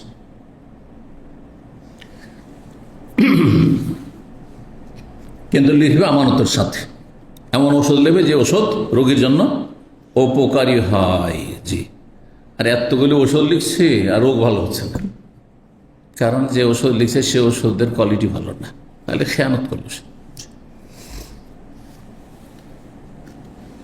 এইরকমই যে সব ডাক্তারগুলো আজকাল বিভিন্ন চেক আপ দিচ্ছে এমনি, অথচ ভালো করে জানছে যে শুধু ট্যাবলেট দিতে ভালো হয়ে যাবে, একটা ইঞ্জেকশন দিলে ভালো হয়ে যাবে, কিন্তু যান ব্লাড টেস্ট করেন, ইউরিন টেস্ট করেন, স্টুল টেস্ট করেন, এই করেন সেই করেন, যান এক্সরে করেন, সব হারাম রুজি এগুলো। জরুরি না হলে করবে না। ইত্তাকুল্লাহ, আল্লাহকে ভয় করো না। সব চিকিৎসক বলছি তাদেরকে, তোমাদের কেউ যদি কি করে, আত্মসাৎ করে কোনো কিছু এই বাইতুল মাল থেকে, ইল্লা যাবে ইয়াউমাল কিয়ামা, সেটা নিয়ে কিয়ামতের দিনে উপস্থিত হবে, হাসরের মাঠে সেটা নিয়ে উপস্থিত হবে। ইনকানাত, বলছেন যে ইনকানা বাইরান ইয়াহমিলুহু আলা উনুকি, নিজের কাঁধে করে নিয়ে আসবে, কাঁধে করে। এই নয় যে আল্লাহর ফেরেশতারা নিয়ে এসে হাজির করে, আসামির মাল সামান নিয়ে, নিজে কাঁধে করে নিয়ে আসতে হবে। ওই আত্মসাৎ করা আর এইসব যে হারাম খেয়েছেন সেসব হারাম পয়সা, এইরকম মাদ্রাসা মসজিদের পয়সা যারা চাঁদা কালেকশন তাদের কাছে জমা হচ্ছে, আর তারপরে তারা ভিআইপি জীবন যাপন করছে, এসব হারাম রুজি নিয়ে হাজির হবে, নিজের কাঁধে বহন করে আসতে হবে। ইনকানো বাইরা, এমন কিন্তু উঁটও হয়, এটা উঁট আত্মসাৎ করেছে, যা বেহি লাহু রোগাউন, সে উঁটটা ঘাড়ে করে নিয়ে আসবে, কাঁধে করে নিয়ে আসবে। এমন অবস্থায় লাহু রোগাউন, উঁট কি করতে থাকবে, চিৎকার করতে থাকবে। উঁটের যে শব্দ, উটের শব্দকে আরবিতে রোগা বলা হয়। জি, ওয়াইন কেন বাকার, আর যদি গরু গাভী হয়, যাবে সেটাও কাঁধে করে নিয়ে আসবে, বহন করে। সেই দিন গরুকে কাঁধে করে নিয়ে আসতে হবে যদি গরু খেয়ানত করে, আত্মসাৎ করে। লাহা খোয়ারুন, গরু হাম্বা করবে, কারণ এটা আমাদের গরুর শব্দটা জানা আছে সেজন্য অনুবাদ করে দিলাম, কিন্তু উঁট কেমন করে চিৎকার করে, কি ভাষা দিয়ে, এটা আরবরে বলতে, ওরা তো রোগা বলে, বাংলা তার নেই, সেজন্য বললাম যে উঁট শব্দ করতে থাকবে, আওয়াজ করতে থাকবে। ওয়াইন কানা সাতান, যদি বকরি হয়, বকরি কি করে, ভ্যাঁ করে, না প্যাপা করে, ভ্যাঁ করে, ঠিক। ওয়াইন কানা সাতান, যদি বকরি হয়, যাবে সেটাও কাঁধে করে নিয়ে আসবে, তাই আরো মানে ভ্যাঁ করতে থাকবে, চিৎকার করতে থাকবে। ফাকাদ বাল্লাগতু, তো নবী সাহেব বলছেন, আমি কিন্তু তোমাদের কাছে ইসলামের কথা পৌঁছিয়ে দিলাম, হালাল হারাম সুস্পষ্ট করে দিলাম, সাবধান। আর না তো প্রস্তুত থাকো, হারাম যা খাবে, খেয়ানত করবে সরকারি সম্পদ থেকে, রাষ্ট্রীয় সম্পদ থেকে, এটা রাষ্ট্রীয় সম্পদের ক্ষেত্রে লাগাইতে পারে, যারা নিজের পদমর্যাদাকে কাজে লাগিয়ে এই রাষ্ট্রীয় সম্পদ লুটপাট করছে, আত্মসাৎ করছে, আর ইচ্ছে মতো তারা ভোগ করছে, কাঁধে করে সমস্ত সম্পদ বহন করে কিয়ামতের দিনে হাজির হবে। ফাকাদ বাল্লাগতু, আমি এই সব কথা পৌঁছিয়ে দিলাম। ফাকাল আবু আহমদ সাঈদ রাদিয়াল্লাহু বলছেন, সুম্মা রাফা রাসূল ইয়াদাহু, তার রাসূলুল্লাহ সাল্লাল্লাহু আলাইহি ওয়াসাল্লাম নিজ হাত ওপরে উঠালেন। হাত্তা ইন্না লানানজুরু ইলা উফরাতি ইবতাইহি, কিভাবে উঠিয়েছিলেন? তার দুই হাত উঠিয়েছিলেন, যদি এখানে ইয়াদাহু রয়েছে কিন্তু দুই হাত, কারণ দুই বগলের শুভ্রতা দেখা যাচ্ছে। এইভাবে আল্লাহর দিকে উঠালেন। তো এমনভাবে হাত উঠালেন উঁচা করে যে আমরা দেখছিলাম নবী সাল্লাল্লাহু আলাইহি ওয়াসাল্লামের বগলের নিম্ন অংশের শুভ্রতা। আবু হুমায়দ বলছেন, ক্বাদ সামিআ যালিকা মাই যায়েদ ইবনে সাবিত, এই হাদিসটি আমার সাথে যায়েদ ইবনে সাবিত শুনেছেন নবী সাল্লাল্লাহু আলাইহি ওয়াসাল্লাম থেকে। তোমরা যদি বিশ্বাস না করো, মনে করছো হয়তো আমি বাড়াবাড়ি করে বলছি, হয়তো কঠোরতা অবলম্বন করে, ফাসালু, তাকেও জিজ্ঞেস করে না। 6737 নম্বর হাদিস বর্ণনা করেছেন আবু হুরায়রা রাদিয়াল্লাহু তাআলা আনহু। তিনি বলেন, কাল আবুল কাসিম সাল্লাল্লাহু আলাইহি ওয়াসাল্লাম, আবুল কাসিম রাসূলুল্লাহ সাল্লাল্লাহু আলাইহি ওয়াসাল্লাম বলেন, ওয়াল্লাযী নাফসু মুহাম্মাদিন বিয়াদিহি, নবী সাল্লাল্লাহু আলাইহি ওয়াসাল্লামের শপথ এরকম ছিল, সে আল্লাহর কসম করে বলছি যার হাতে মুহাম্মদ সাল্লাল্লাহু আলাইহি ওয়াসাল্লামের প্রাণ রয়েছে, লাউ তা'লামুনা মা আ'লামু, আমি যা জানি তোমরা যদি জানতে, গায়েব অদৃশ্য সম্পর্কে, আল্লাহর আযাব সম্পর্কে, আল্লাহর পকড়াও সম্পর্কে, জাহান্নাম সম্পর্কে, কবরের জীবন সম্পর্কে, লাবাকাইতুম কাসীরা, খুব বেশি কান্না করতে, ওয়ালা দাহিকতুম কালিলা, অল্পই তোমরা হাসতে। 6638 নম্বর হাদিস বানাচ্ছে আবু যার রাদিয়াল্লাহু তাআলা আনহু। তিনি বলেন, ইনতাহাইতু ইলাইহি ওয়া হুয়া ইয়াকুলু ফি যিল্লিল কাবা। আবু যার বলছেন, আমি রাসূলুল্লাহ সাল্লাল্লাহু আলাইহি ওয়াসাল্লামের কাছে পৌঁছিলাম, সেই সময় তিনি বলছিলেন কাবার ছায়ায় অবস্থান করে, হুমুল আকসারুনা ওয়া রাব্বিল কাবা, ওরাই হচ্ছে সবচেয়ে বেশি ক্ষতিগ্রস্ত, কাবার রবের কসম। তাহলে নবী সাল্লাল্লাহু আলাইহি ওয়াসাল্লাম একটি কসম কি ছিল? ওয়া রাব্বিল কাবা, কাবার রবের কসম। কেউ যদি কাবার কসম খায় জায়েজ? কাবা মখলুক, কাবা হচ্ছে একটা গিলাফের নাম, আর তার নিচে ভিতরে পাথরের নাম, তাই না? একটা ঘরের নাম, ঘর মখলুক। সুতরাং কাবার কসম খাওয়া জায়েজ নয়। ওয়া রাব্বিল কাবা, হুমুল আকসারুন, তারাই সর্বাধিক ক্ষতিগ্রস্ত। ওয়া রাব্বিল কাবা, কাবার রবের কসম। কয়েকবার করে নবী সাল্লাল্লাহু আলাইহি ওয়াসাল্লাম কসম করলেন। বলতো মাশানি, আবু যার কাছাকাছি পৌঁছেছেন, ভাবছেন যে আমাকে দেখে কথা বলছেন নাকি, যে ক্ষতিগ্রস্ত, তাহলে আমিও ক্ষতিগ্রস্ত, আমি ক্ষতিগ্রস্ত নাকি, আমাকে কেন্দ্র করি।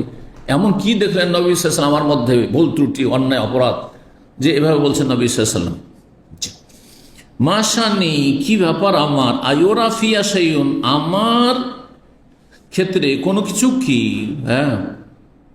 পরিলক্ষিত হচ্ছে, দেখা যাচ্ছে, নবী সাল্লাল্লাহু দেখতে পাচ্ছেন। মাশানি, আমার কি হয়ে গেছে, কি করলাম আমি? ফাজালাস্তু ইলাইহি, তারপরে নবী সাল্লাল্লাহু আলাইহি ওয়াসাল্লামের পাশে গিয়ে বসলাম। ওয়া হুয়া ইয়াকুল, তখন বলছিলেন, তখন বলতে আছে, ওরাই বেশি ক্ষতিগ্রস্ত, ওরাই বেশি ক্ষতিগ্রস্ত, কাবার রবের কসম করে বলছি। আমি তখন আর থাকতে পারলাম না, থামতে পারলাম না। ফামাস্তাতা আনাসকুত, আমি আর নীরব থাকতে পারলাম না। অতাগাসানি মাশা আল্লাহ, আল্লাহ যতটা চাইলেন আমাকে দুশ্চিন্তা ঘিরে ফেলল, আমি চিন্তায় পড়ে গেলাম। যখন কোনো কথা বলা হয় আর যদি আপনার সন্দেহ হয় মনে হয় আমার সম্পর্কে বলছে, তখন আপনি বিচলিত হবেন না, অস্থির হয়ে পড়বেন, কি যে হইল। তো এই হয়েছে অবস্থা আবু যারের। ফাকুল, তো আমি বললাম, মান হুম বে আবি আনতা ওয়া উম্মি ইয়া রাসূল, হে আল্লাহ রাসূল, আমার আব্বা আম্মা আপনার ওপর কুরবান হোক। তারা কারা? যারা সবচেয়ে বেশি ক্ষতিগ্রস্ত। কাদেরকে উদ্দেশ্য করে বলছেন? বললেন, আল আকসারুনা আমওয়ালান, যারা সবচেয়ে বেশি সম্পদের মালিক। যত বেশি সম্পদের মালিক তত বেশি ক্ষতিগ্রস্ত, যত ধনী তত বেশি ক্ষতিগ্রস্ত। জি, সাবধান, পয়সার পিছনে মরিয়া হয়ে ছুটছেন। যত পয়সা বেশি হচ্ছে তত হিসাব বাড়ছে, জবাবদেহিতা বাড়ছে, দায়িত্ব বাড়ছে। কোনখান থেকে ঢুকলো, কোনখানে বেরিয়ে গেল। মিন আইনা ইকতাসাবাহু ওয়া ফিমা আনফাকা। যে হাসরের মাঠে 5টি গুরুত্বপূর্ণ প্রশ্ন হবে, তার 2টি প্রশ্ন হচ্ছে সম্পদের সাথে সম্পর্কিত, আবার রুজির সাথে সম্পর্কিত। কোনখান থেকে আসলো, ইনকাম সোর্স কি, আর কোনখানে গিয়ে খরচ হলো।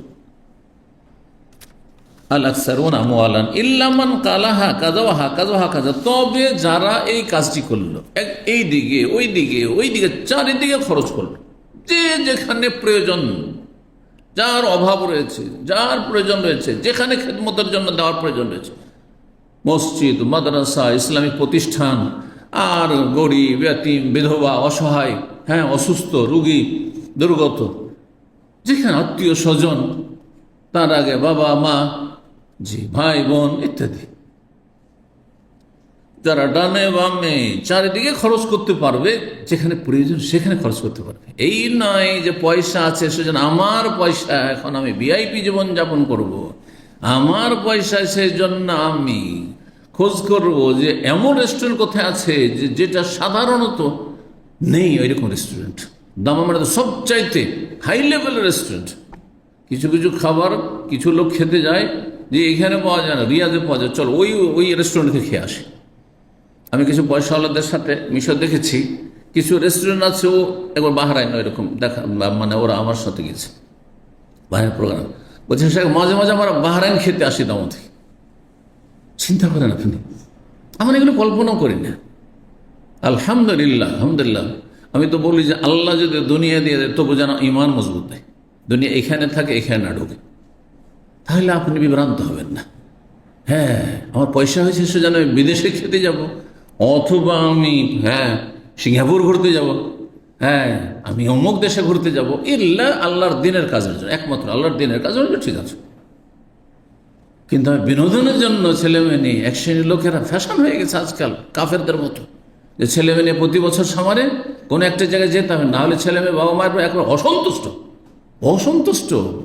পশ্চিমা সমাজের সাথে মিশলে মুসলিম সমাজ, তাদের ছেলে মেয়েদের চিন্তা চেতনা এরকম হয়ে গেছে, কোথাও যেতেই হবে ছুটিতে।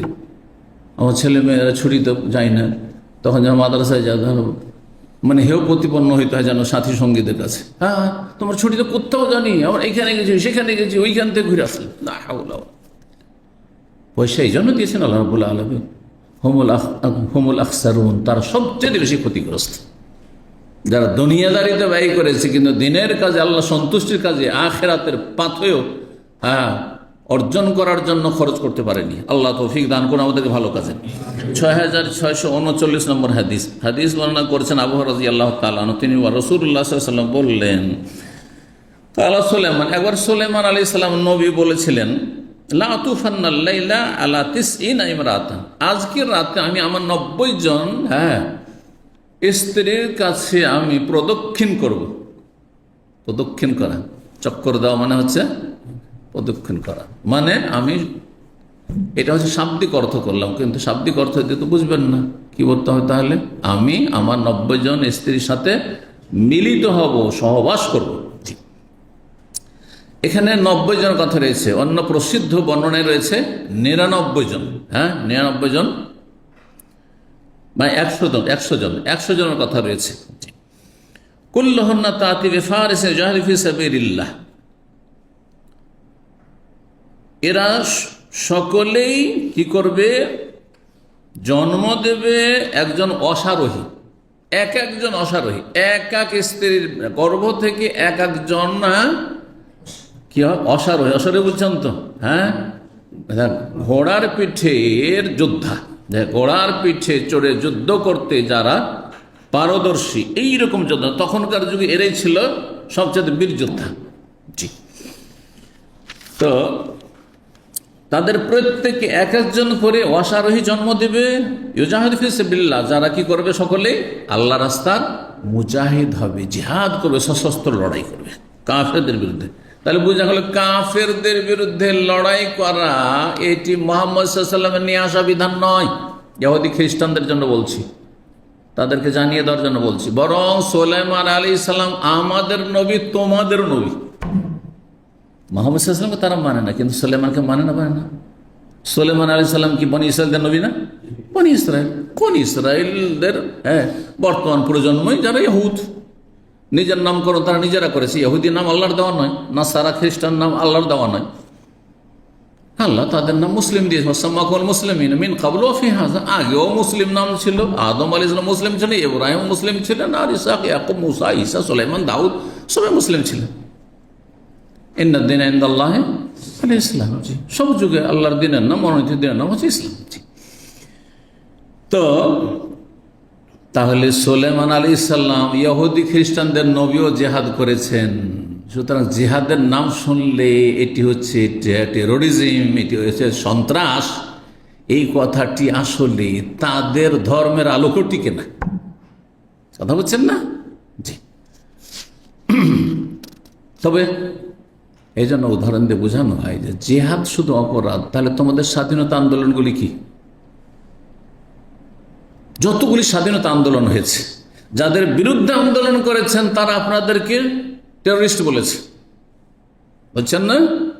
আর যারা আন্দোলন করেছেন, লড়াই করেছেন, রক্ত দিয়েছেন, জীবন দিয়েছেন, অথবা জুলমের শিকার হয়েছেন, তারা নিজেদেরকে মুজাহিদ বলেছেন। হ্যাঁ, যুদ্ধ করছে বলছেন না, ন্যায়সঙ্গত যুদ্ধ করছে। তাহলে আপনাদের স্বাধীনতা যুদ্ধ যদি ন্যায়সঙ্গত হয়ে যায়, আল্লাহর দিনকে আল্লাহর জমিনে শক্তিশালী করার জন্য যদি লড়াই হয় এলাই কালিমাতুল্লাহর জন্য, সেটা হক নয়? সেটা বেশি হক রাখে।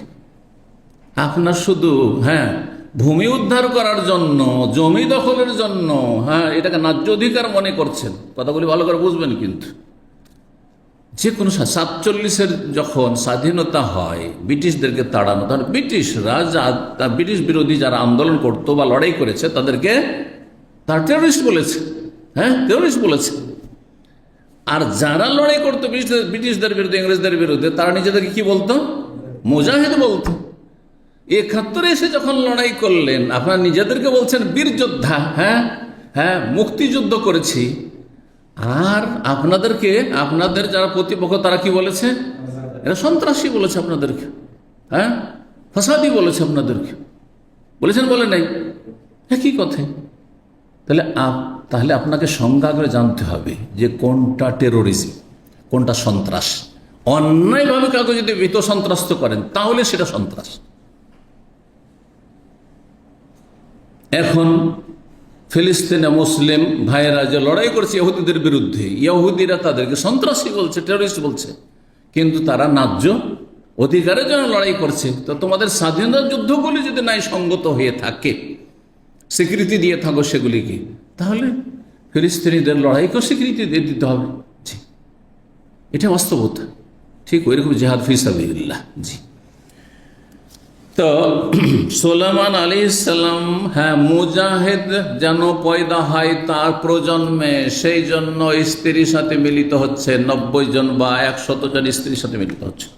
আর আশা করছেন কি আল্লাহর কাছে যে প্রত্যেকে গর্ভধারণ করবে আমার স্ত্রীরা, আর তারা প্রত্যেকে কি হবে?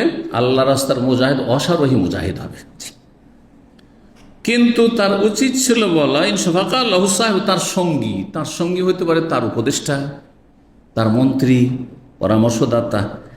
তিনি স্মরণ করেন যে কুল ইনশাআল্লাহ, ইনশাআল্লাহ বলুন।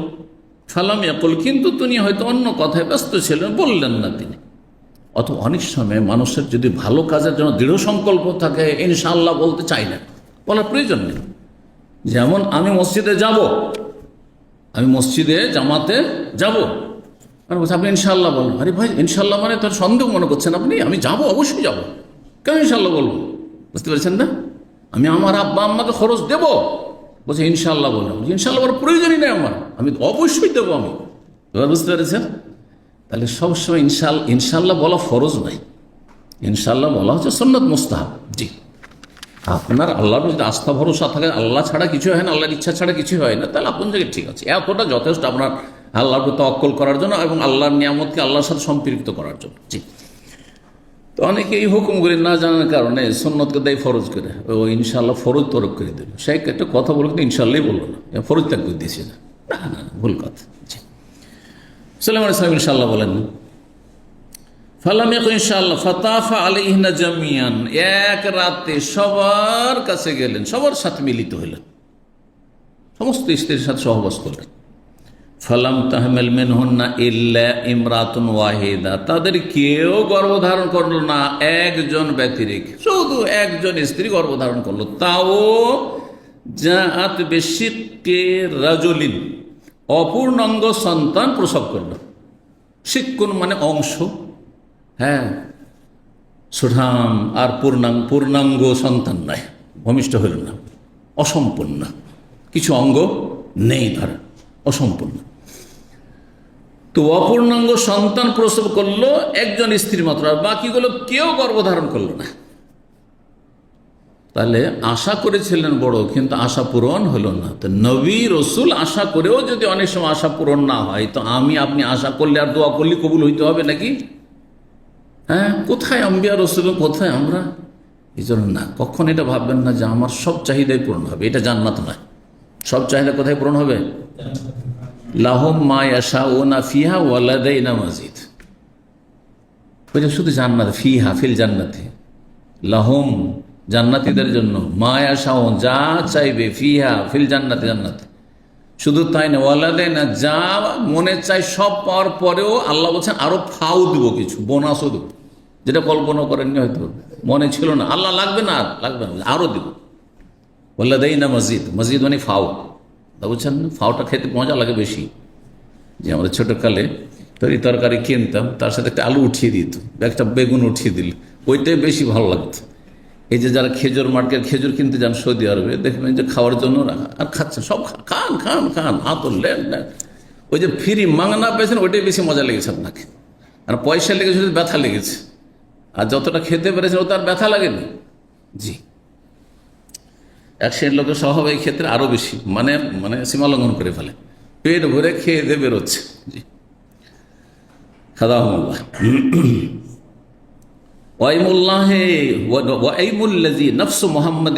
এই যে আইমুন, হ্যাঁ, গতকালকে এসছে, সে আল্লাহর শপথ যার হাতে মোহাম্মদ সাল্লামের জীবন রয়েছে। লাউ কালা ইনশাআল্লাহ, নবী সাল্লাল্লাহু বলছেন, যদি সুলাইমান আলাইহিস সালাম ইনশাআল্লাহ বলতেন, লা জাহাদু ফি সাবিলিল্লাহ ফুরসানান আজমাউন, তাহলে তারা সকলেই, হ্যাঁ, কি করতো, তার সবগুলি স্ত্রী গর্ভধারণ করত, আর তারপরে সবাই, হ্যাঁ, পূর্ণাঙ্গ সন্তান ভূমিষ্ঠ করত, আর তারপরে তারা সকলে আল্লাহ রাস্তার অশ্বারোহী যোদ্ধা হইত।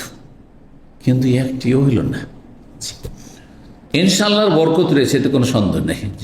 ইনশাআল্লাহর বরকত রয়েছে, কিন্তু নবী সুলাইমান আলাইহিস সালাম বলেননি, কারণ আল্লাহ ভাগ্যে রাখেন, আল্লাহ ভাগ্যে রাখেননি।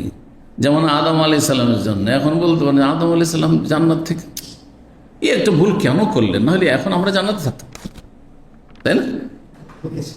খাওয়া দাওয়ার চিন্তা করতে হইতো না, সংসারও করতে হইতো না, বিদেশও আসতে হইতো না, প্রবাসও করতে হইতো না, তো দুনিয়া আবাদ করতেন, দুনিয়া আবাদই হইতো না, দুনিয়া তো নামতেনই না, তাই না? দুনিয়া তো খালি শূন্য থেকে যেত। তাহলে তা আল্লাহ তো এই জন্য আদমকে পয়দা করেন, আদমকে পয়দা করে রাখা হয়েছে এখানে। আল্লাহ তো বের করবেন, এটা তকদিরে আছে। ভুল করবেন, ভুলবেন, উনি ভুলে গেছেন, ফানাসি, আল্লাহ বলছে ভুলে গেছে, এটা হবেই। ঠিক ওই রকমই এখানেও ব্যাপারটা ছিল। আচ্ছা, একটি বিষয় এখানে হাদিসটাতে বাকি কি, তাহলে আচ্ছা, আর একটি অমুসলিমদের খণ্ডন। অমুসলিমরা বহু বিবাহের সবচেয়ে বড় শত্রুতা করে, আর মিডিয়াগুলো তাদের হাতে, তাই না? আর মুসলিমদের মিডিয়াগুলো তাদের মিডিয়ার গোলাম। ভালো করে শুনে রাখেন, যতই ইনসাফ করেন না কেন, যেন বহু বিবাহ করেছে, ও জেনাবের সাথে খারাপ কাজ করেছে, ও লোকটাকে তো ভালো মনে করতাম, কি কাজ করে ফেললো। অনেক নামাজি লোক এরকম বিরূপ মন্তব্য করে। আমাদের এলাকায় একজন আলেম, অনেক আগে আমাদের ওস্তাদের তুল্য ছিলেন, অনেক মুরব্বী অবস্থায় আমরা দেখেছি কালে আমরা, উনি এক এক করে 3 বিয়ে করেছে, ভালো ইনসাফ করেছেন, মাশাআল্লাহ, পরেজগার মানুষ ছিল, খুবই পরেজগার মানুষ ছিল। দ্বিতীয় পর্যন্ত তো একটু ক্ষমতা ছিল মানুষ, তৃতীয় বিয়ে যখন করলেন তখন বলছে যে এটা কোন কাজ করলো, ওনাকে তো খুব ভালোই মনে করতাম, হ্যাঁ, উনি তো খুব ভালো মানুষই ছিলেন, কিন্তু এমন কাজ কেন করলেন উনি? আস্তাগফিরুল্লাহ। আজকাল সমাজে জেনা ব্যভিচারে চাইতে ঘৃণিত হয়ে গেছে জাহেল মূর্খদের কাছে, হ্যাঁ, যারা কাফেরদের সভ্যতার গোলাম হয়ে পড়েছে তাদের কাছে বহু বিবাহ। তবে ইনসাফ না করতে পারেন তো বড় আইবের কথা, কিন্তু সুবিচার না করেন তো জাহান্নামে যাওয়ার জন্য রেডি থাকেন আপনি, আর হাসর মাঠে সমস্ত মানুষের সামনে অপদস্থ লাঞ্ছিত হওয়ার জন্য প্রস্তুত থাকেন আপনি। জি, আল্লাহকে ভয় করুন। তো সুলাইমান আলাইহিস সালাম তাহলে বহু বিবাহ কি করেছেন, তাই না? তাহলে তোমাদের বিরোধিতা করা ঠিক হচ্ছে। নবীর 9টা বিবি নিয়ে তোমাদের আলোচনা সমালোচনা, এত ঝড়। তোমাদের নবীদের কি করবে যারা 90 জন বা 100 জন রেখেছেন একসাথে, ঠিক না? তাহলে সেটার জবাব দাও, তখন আমরা জবাব দেবো। আমাদের কাছে জবাব যে ইসলামে যদি জায়েজ করে, হ্যাঁ, আমাদের ইসলামে 4-এর বেশি একসাথে রাখা আমাদের জন্য জায়েজ নয়, নবী সাল্লাল্লাহু আলাইহি ওয়াসাল্লামের জন্য জায়েজ ছিল, আনলিমিটেড জায়েজ ছিল। সূরা আহজাব আল্লাহ বলেছেন, তুরজি মান তাশা মিনহুন্না ওয়া তুবি ইলাইকা মিম্মান তাশা। আল্লাহ বলছেন যে হে নবী, তুমি যাকে ইচ্ছা রাখো, যাকে ইচ্ছা নিয়ে আসো, যাকে ইচ্ছা বের করো, তালাক দাও, তোমার ইচ্ছা। তারপর মাত্র 9 জনকে নবী সাল্লাল্লাহু আলাইহি ওয়াসাল্লাম, তাও যৌবনকাল, আসল যে যৌবনের তাড়না, সেই যুগে তিনি বিয়ে করেননি। একজন বয়সীকে, রমণীকে নিয়ে সারা জীবনটা কাটিয়ে দিয়েছেন। জি, 50 পার করে দিয়েছে। 25 বছর যে বিয়ে হতে প্রায় 53 বছর বয়সে হিজরত নবী সাল্লাল্লাহু আলাইহি ওয়াসাল্লামের, 10 বছর মদিনায় থেকেছেন। 50 বছর বয়স পর্যন্ত শুধু একজন স্ত্রী নবী সাল্লাল্লাহু খাদিজা রাদিয়াল্লাহু তাআলা। তার আগে না আয়েশাকে বিয়ে করেছেন, না সাউদাকে করেছেন, কাউকে করেনি। তাহলে 50 বলে মানুষের শারীরিক চাহিদা তো আর ওই রকম থাকে না, অনেকটা কমে আসে, থাকলেও কম হতে লাগে। তাহলে এই বিয়ের উদ্দেশ্য অন্য কিছু ছিল, বৃহৎ উদ্দেশ্য ছিল, যেটা শুধু শারীরিক চাহিদা ছিল না। বিষয়গুলো বোঝার চেষ্টা করতে হবে, কি হেকমত ছিল, কি রহস্য ছিল, আপনি পড়ুন, আপনি জানুন। জি, স্কলারদের কাছ থেকে, তাদের লিখনি থেকে। সৎ উদ্দেশ্যে বিয়ে করা ভালো স্বভাবের কাজ। জি, ইসলামের পূর্বে অন্যান্য আম্বিয়া রাসূলগণের দিনে জায়েজ ছিল তার বেশি বিয়ে করা, 4-এ সীমিত ছিল না, বা 9-10-এ সীমিত ছিল না। এই জন্য তিনি 100 বিয়ে রেখেছেন, কে? সুলাইমান আলাইহিস সালাম। তারপরে এই হাদিস স্পষ্ট নয় যে 100 জন বা 90 জনের কথা যে বললেন তারা সকলে স্ত্রী ছিলেন, এটাও প্রমাণ করেন না। কারণ ইমরাতুন মানে নারী হয়, ইমরাতুন মানে স্ত্রী হয় না, যৌজতুন মানে স্ত্রী হয়। এবার বোঝা গেছে। আর তখনকার যুগে কি ছিল? দাসী রাখা যায়, দাসী আনলিমিটেড রাখতে পারেন।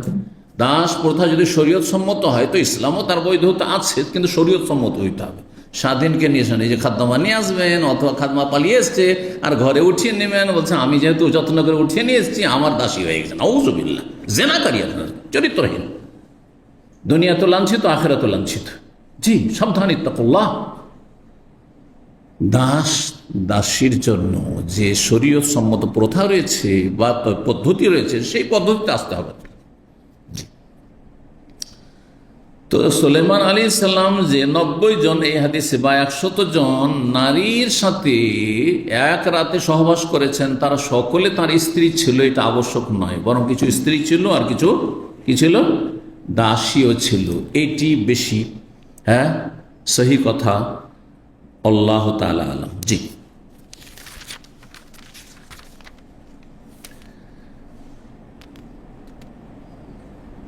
6640 নম্বর হাদিস। বারা বিন আযিব রাদিয়াল্লাহু তাআলা আনহু বর্ণনা করে বলেন, উহদিয়া ইলান নবী সাল্লাল্লাহু আলাইহি ওয়াসাল্লাম সারাকাতুম মিন হারিন। নবী সাল্লাল্লাহু আলাইহি ওয়াসাল্লামকে রেশমের একটি কাপড়, সারেকা মানে কাপড়ের একটা টুকরো, যেটাকে আজকাল করা হয় কাঠপিস বলা।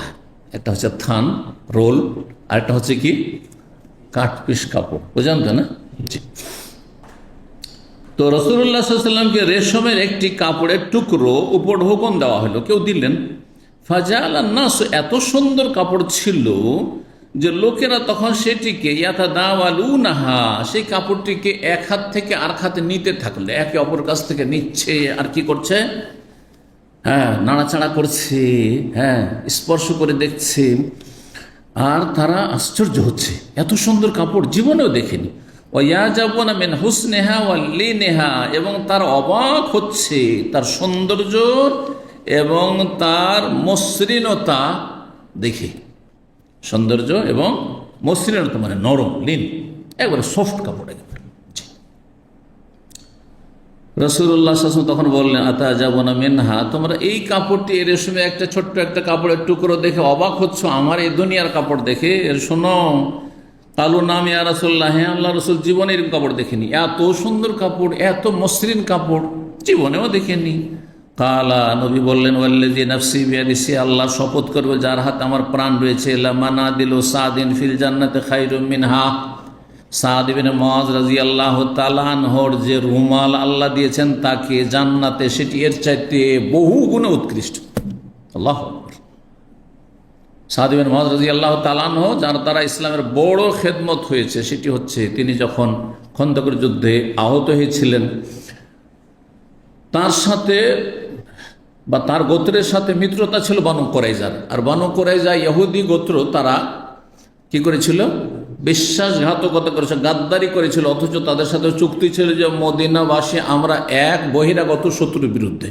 কিন্তু বহিরাগত শত্রুদের সাথে তারা ষড়যন্ত্র করেছিল আর তাদেরকে ডেকে নিয়েছিল যে আপনারা আক্রমণ করেন বাইরে থেকে এসে, আমরা ভিতরে আছি, যখন দেখবো যে আপনারা আক্রমণ মোটামুটি করে এদেরকে মোটামুটি দুর্বল করে ফেলছেন, তখন আমরা এদের মুসলিমদের বাড়ি বাড়ি ঢুকবো আর এদের নারী শিশু সবগুলিকে জবাই করব। এই ছিল তাদের প্ল্যান, এই ইহুদি কুরাইজাদের।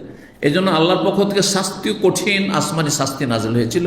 কিন্তু নবী সাল্লাল্লাহু আলাইহি ওয়াসাল্লামের বিচার মানতে তারা প্রস্তুত ছিল না।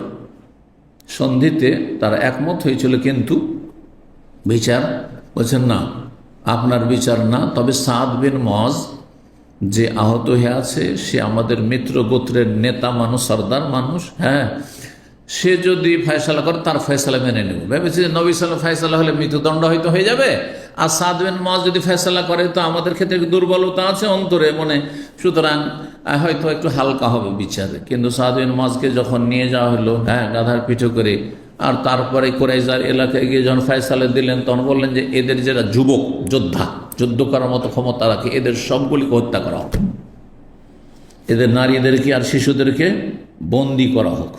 জি, তখন নবী সাল্লাল্লাহু আলাইহি ওয়াসাল্লাম বললেন যে হে সাদ, লাকাদ হাকামতা বিহুকমিল মালিক, আল্লাহ রাব্বুল আলামিন যিনি মহাশক্তিধর, তিনি সাত আসমান ফৌকে সাবে সামাওয়াত, সাত আসমানের উপর যে চূড়ান্ত ফয়সালা বিচার করেছেন কুরাইজা ইহুদি জালেম সীমা লঙ্ঘনকারীদের, গাদ্দারদের, সেই গাদ্দারদের সেই বিচারই তুমি করতে পেরেছো।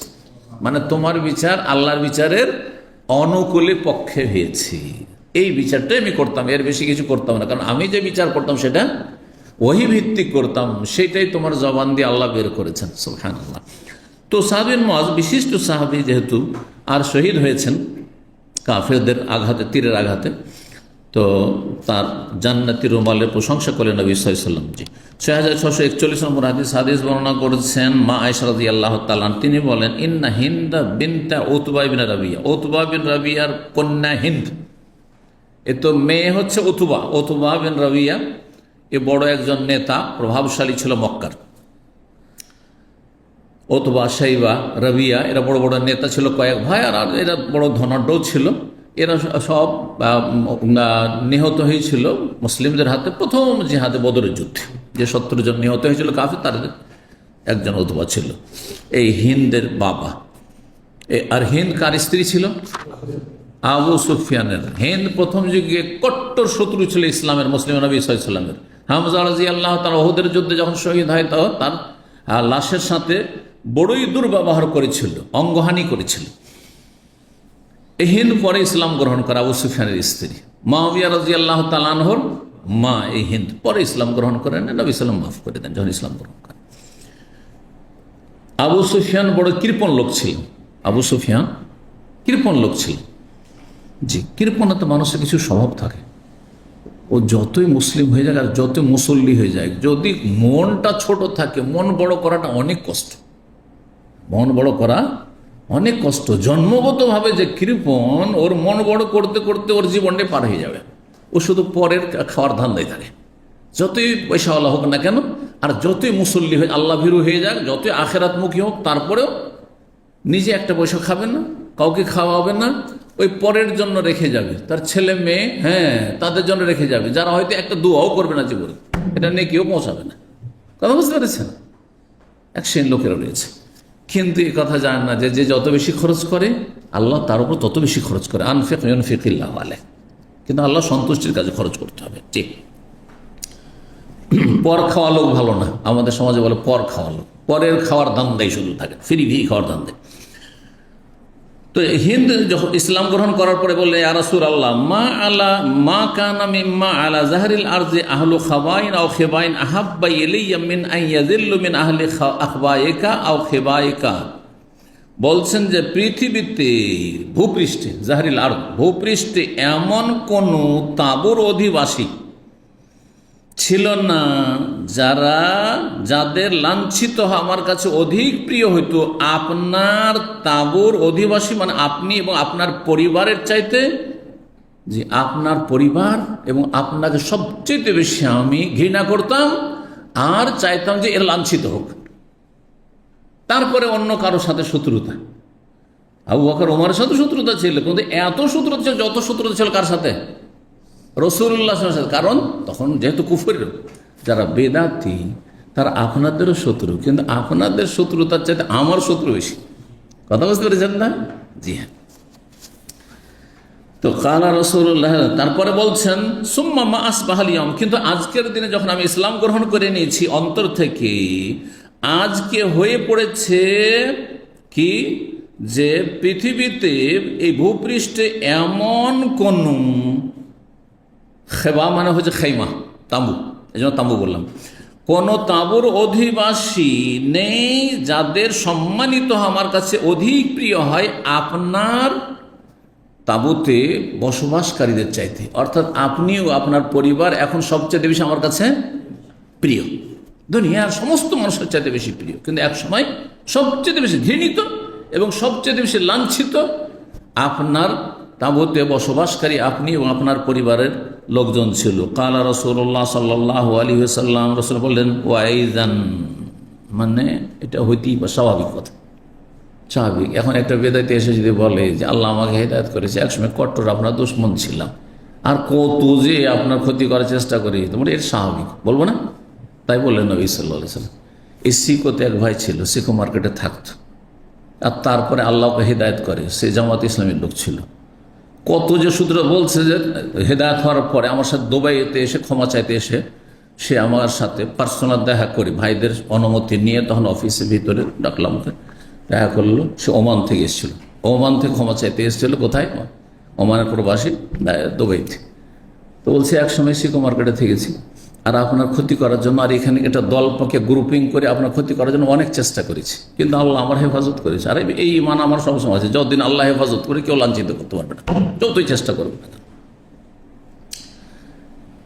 তো চিন্তা করেন, সেই লোকটি এখন আমার হিতাকাঙ্ক্ষী, সে আমার হিতাকাঙ্ক্ষী, অন্তর থেকে ভালোবাসে, কিন্তু একসময় তার কাছে আমি কত খারাপ ছিলাম যে আমার ক্ষতি করার জন্য চেষ্টা করেছে।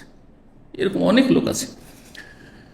তো নবী সাল্লাল্লাহু আলাইহি ওয়াসাল্লাম বলে ওয়াইজান, মানে এটা এটাই স্বাভাবিক। ওয়াল্লাযী নাফসু মুহাম্মাদিন বিয়াদিহি, সে আল্লাহর কসম করে বলছে আর হাতে মুহাম্মাদের প্রাণ রয়েছে, এটি হচ্ছে স্বাভাবিক, মানে কথা তোমার ঠিকই আছে।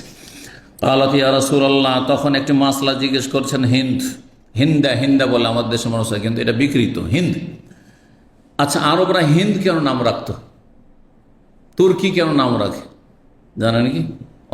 অনেক নাম আছে না সৌদি নাম, আরবে তুর্কি মানে তুরস্ক দেশের মানুষ, নাগরিক, তাই না? কিন্তু মানুষের নাম এখানে তুর্কি, হ্যাঁ। আর তার মানুষের মহিলার নাম হচ্ছে হিন্দ। কেন জানা আছে? এক সময় দুনিয়ার অনেক নিয়ামত ছিল ভারতে, যার ফলে, আর এইখানে ছিল কি, হ্যাঁ, দুর্ভিক্ষ ছিল, না খেয়ে মানুষ মারা যেত, দুনিয়া ছোটাছুটি করতো, বহু আরব চলে গেছে, ভারত উপমহাদেশ চলে গেছে। এইরকমই তুরস্কের লোকের একসময় ওসমানী খেলাফতের যুগে তুর্কিরা দীর্ঘ কয়েকশো বছর ধরে রাজত্ব করেছে। তখন এদের চাইতে তারা অনেক বেশি সিনিয়র শিক্ষিত ছিল, প্রভাবশালী ছিল, যার ফলে তারা মনে করতো যে আমরা যদি হিন্দ নাম রাখি তাহলে কি হবে, বাড়িতে কি হবে, সুখ নেমে আসবে, যে সংসারে সুখ নেমে আসবে। তুর্কি নাম রাখি তাহলে ওদের মতো আমরা হইতে পারবো। কথা বুঝতে পেরেছেন না? যেমন আজকাল ভারত, বাংলাদেশ, পাকিস্তানের মানুষরা, গরিব দেশের মানুষরা, তৃতীয় বিশ্বের মানুষরা মনে করে আমেরিকা যেতে পারলে কাজ হয়ে গেছে, জান্নাত পেয়ে গেছে। আরে ইউরোপে কোন রকম করে নিয়ে গিয়ে যদি বসনিয়াতেও ফেলে দেয়, আর ইটালির কোন রোমার কোন জঙ্গলে নিয়েও ফেলে দেয়, হ্যাঁ, লিবিয়াতে যেতে পারলে কাজ হয়ে গেছে, শুধু এই যে ভূমধ্যসাগর পার করলেই তো ঢুকে পড়বো, আর তা তো ডুবে ধ্বংস হয়ে যাচ্ছে।